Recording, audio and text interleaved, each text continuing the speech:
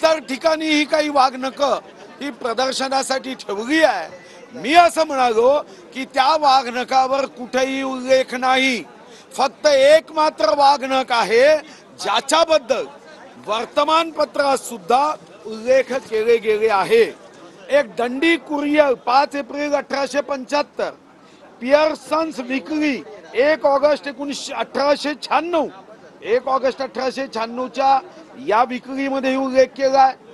1875 मध्ये सुद्धा जेव्हा तिथे एक्झिबिशन भरलं होतं त्या एक्झिबिशन मध्ये हे वाघनख प्रदर्शनासाठी ठेवले होते, जे आता व्हिक्टोरिया अँड अल्बर्ट म्युझियम मध्ये आहे।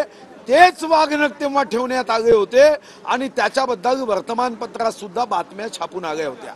1971 मध्ये एका वर्तमानपत्राने आपल्या संपादकीयमध्ये सुद्धा याच व्हिक्टोरिया आणि अल्बर्टच्या संदर्भामध्ये 1971च्या वर्तमानपत्रात सुद्धा याबद्दलची माहिती दिलेली आहे।